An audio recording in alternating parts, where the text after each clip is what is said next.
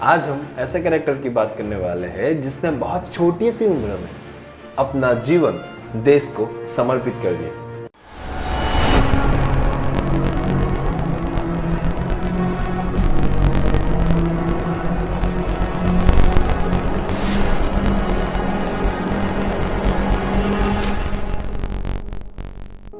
हाय, मैं चिराग परमार आप सबका स्वागत करता हूं मेरी चैनल कार्वेशन में। आज हम फ्रीडम फाइटर मीन्स क्रांतिकारी की सीरीज देखने वाले हैं और उसमें पहला एपिसोड है शहीद भगत सिंह।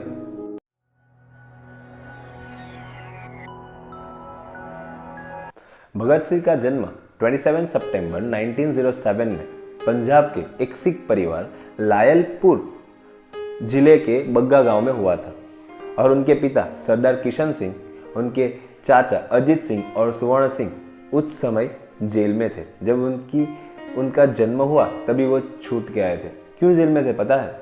वो देश की आज़ादी के लिए लड़ रहे थे, इसकी वजह से।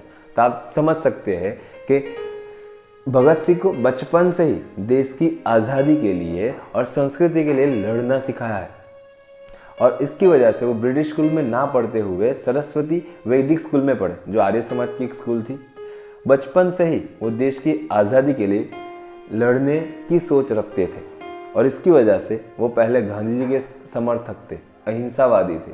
लेकिन कुछ ऐसे हादसे हुए जिसकी वजह से वो सोचने लगे कि यहाँ ईंट का जवाब पत्थर से देने से ही हमें आज़ादी मिलेगी। उसका पहला था जलियांवाला कांड। जलियांवाला बाग में जो हत्याकांड हुआ था वो उनके दिमाग पे बहुत गहरा असर कर गई थी। उसके बाद उनको अहिंसा में तब वो जाने लगे।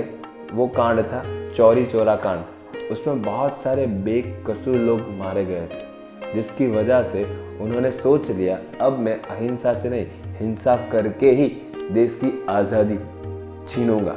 इसकी वजह से उन्होंने युवाओं को इकट्ठा करना शुरू किया और वो एक ग्रुप में जा मिले जिसके पहले से सदस्य थे आज़ाद, चंद्रशेखर आज़ाद, राजगुरु और सुखदेव जैसे लोग पहले से उसमें मौजूद थे।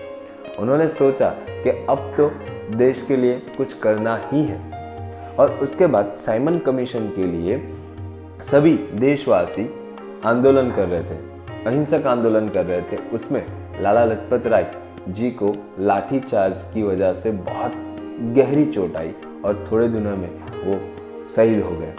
और इसकी वजह से ये ग्रुप ने सोचा, भगत सिंह और चंद्रशेखर आज़ाद ने सोचा अब तो कुछ करना पड़ेगा। इसकी वजह से उन्होंने सोचा जिसने लाठी चार्ज का जिसने ऑर्डर दिया ना, उसे हम मार गिराएंगे। इसकी वजह से उन्होंने प्लान बनाया और स्कॉट को मारने की पूरी तैयारी कर ली। और जब वहाँ पहुँचे तो वहाँ पे स्कॉट नहीं था, सुपरिटेंडेंट ऑफ पुलिस स्कॉट नहीं था।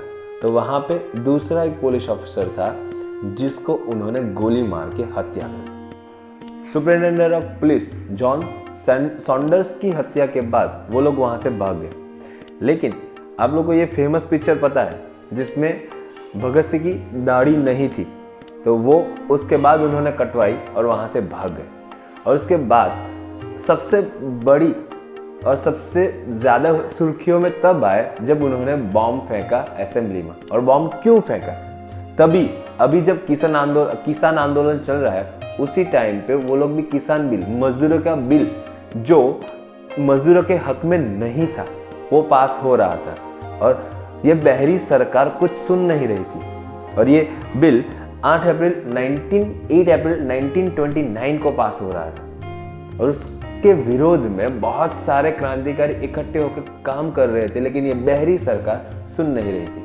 इसकी वजह से उन्होंने सोचा ये बहरी सरकार को जगाया जाए। इसकी वजह से असेंबली में घुस के बॉम्ब फेंका, लेकिन उसमें कोई विस्फोटक पदार्थ नहीं था, सिर्फ एक धमाका हुआ जिससे ये बहरी सरकार जागे।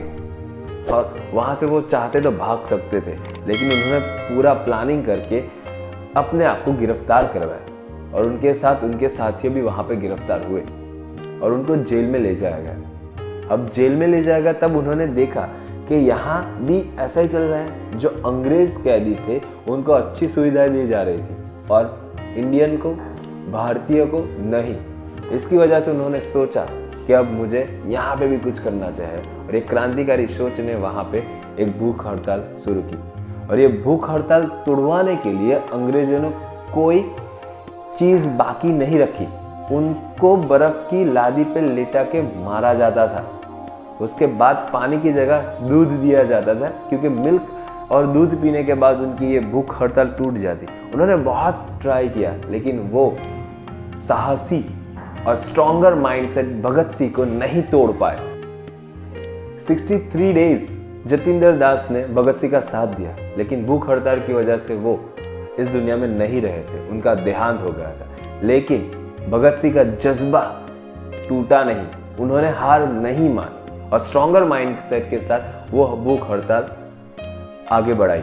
और भूख हड़ताल के सामने अंग्रेजों को झुकना ही पड़ा, और उसकी वजह से सभी जो सुविधाएं नहीं मिल रही थी भारतीय कैदी को, वो उपलब्ध करवाई।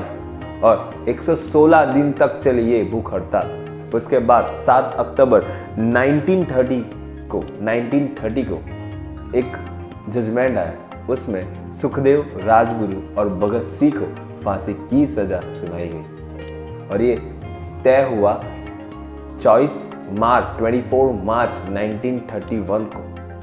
लेकिन एक लहर पूरे देश में चल रही थी। क्यों? क्योंकि जो काम भगत सिंह करना चाहते थे वो कर चुके थे। वो पूरी आवाम को, पूरे देश को जगा चुके थे, जिसकी वजह से सब लोग भगत सिंह की तरफ सहानुभूति दिखा रहे थे। और एक अलग ही प्रकार की एटमॉस्फेयर हमारे देश में आ गई थी, जिसकी वजह से अंग्रेजों पूरा डर गए थे और उनको फांसी 24 की जगह 23 की रात को 23 मार्च 1931 को ही दे दी गई। क्योंकि सब लोग वो जेल के बाहर इकट्ठा होने शुरू हो गए थे, क्योंकि वो चाहते थे कि भगत सिंह को फांसी नहीं मिले, लेकिन अंग्रेज सरकार चाहती थी कि उनको फांसी ज़रूर से मिले, जिसकी वजह से 23 मार्च 1931 को रात को 7:55 को उनको फांसी दे दी गई। लेकिन फांसी के पहले राजगुरु, सुखदेव और भगत सिंह इनकलाब जिंदाबाद के नारे लगा रहे थे और गुनगुना रहे थे, सरफरोशी की तमन्ना अब हमारे दिल में है, देखना है जोर कितना बाजुए कातिल में है। ये गुनगुनाते वो हंसते हंसते फांसी पे चढ़ गए, सिर्फ देश के लिए, सिर्फ हमारे जैसे लोग के लिए। लेकिन यहाँ बात खत्म नहीं हुई। अंग्रेजों को पता था कि भीड़ इकट्ठा हो चुकी थी बाहर, तो उन्होंने अपनी जेल की पिछली दीवार तोड़ के उनके शवों के, पवित्र शवों के टुकड़े कर दिए। गुस्सा आता है, टुकड़े करके उनको पीछे से ले जाया गया और वहाँ पे उनको जला दिया गया। लेकिन वहाँ भी पूरा जल नहीं पाए। गांव वालों को पता चल गया कि ये लोग कुछ कर रहे हैं, तो जिसकी वजह से पूरा गांव वहाँ इकट्ठा हो गया और आधी जली हुई बॉडी और हमारे भगत सिंह का पवित्र शव उन्होंने ऐसे ही पानी में फेंक के चले गए वहाँ से। और इसकी वजह से, और ये हादसे की वजह से पूरे देश में एक लहर चली और इसकी वजह से हमें 1947 में आज़ादी तक मिली।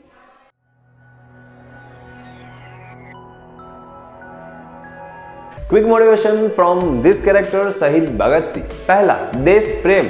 बहुत छोटी सी उम्र से ही देश की आज़ादी के लिए वो लड़ने लगे थे, क्योंकि अपने घर में अपने पिता और अपने चाचा को देख के देशभक्ति उन्होंने सीखी थी।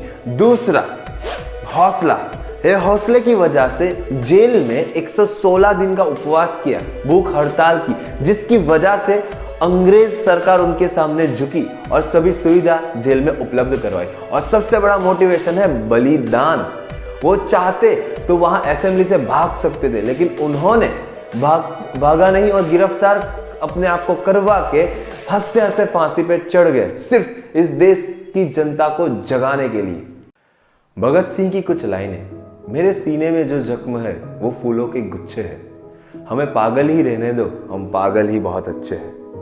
If you like my video, then like this video, comment this video, और जो नए हैं वो लाल वाला बटन दबा के सब्सक्राइब जरूर से कीजिए और बने रहे ऐसे बहुत सारे कैरेक्टर जानने के लिए हमारी चैनल कारवेशन पर, character plus motivation. Thank you, take care and bye. जय हिंद, जय भारत।